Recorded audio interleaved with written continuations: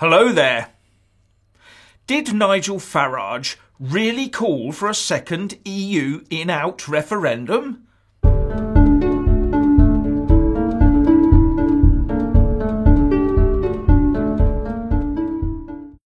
Just when you thought you knew people's positions on a second EU referendum, i.e. Leavers just want to get on with the UK exit and Remoaners want a second referendum, along comes naughty Nigel Farage saying he is now minded to support having another vote on the matter.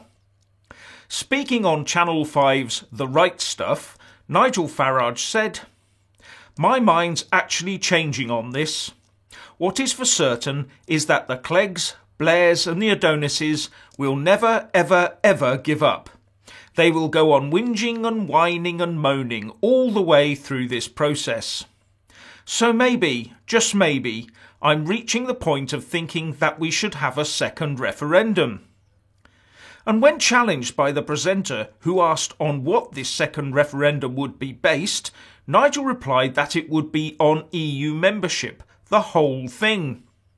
"Yes, of course," he said, "unless you want to have a multiple choice referendum, I think if we had a second referendum on EU membership, we'd kill it off for a generation.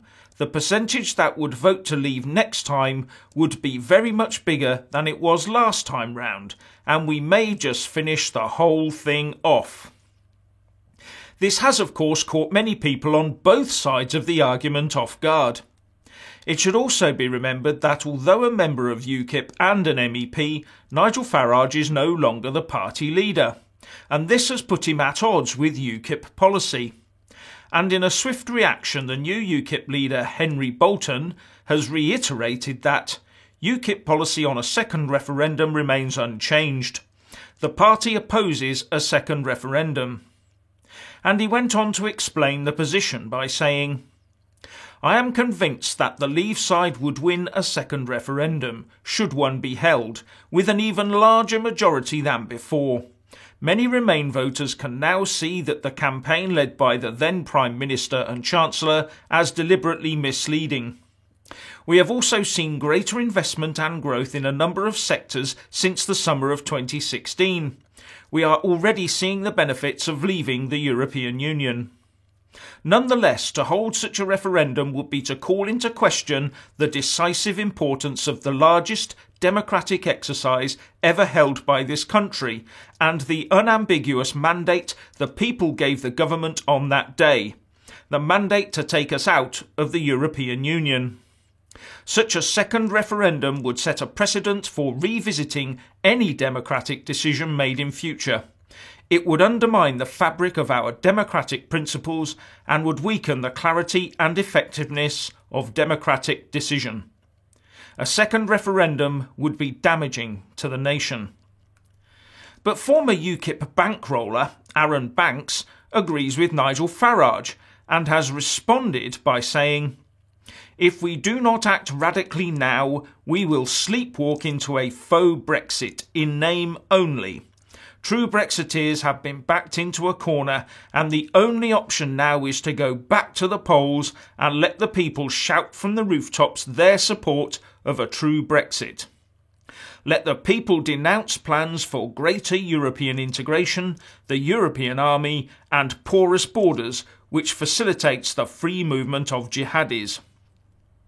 Leave would win by a landslide. The Tories don't want to do what the electorate have instructed. Perhaps we need to shout louder." The Liberal Democrats, who are aching to have another bite of the cherry, have seized upon this with their spokesperson Tom Brake saying that support is now growing on both sides of the argument for a vote on the final deal and the choice of an exit from Brexit. But that is not what Nigel was advocating. He said that he wanted to see a full rerun of the 2016 in-out referendum and debate.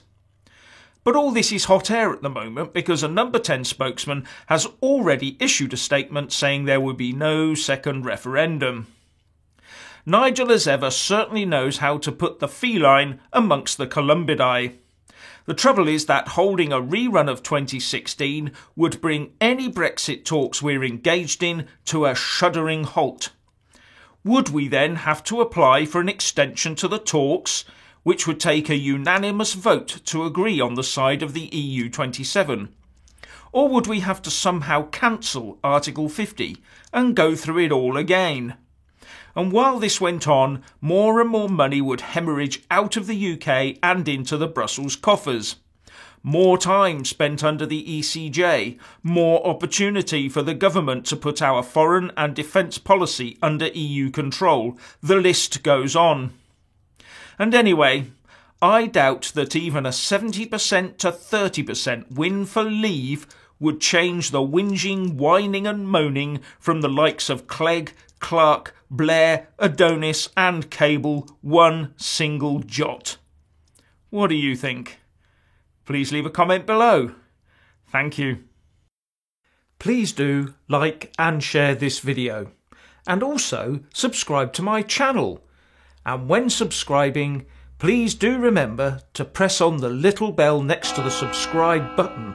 That way you'll get an alert every single time I put up a new video. Thank you very much for watching.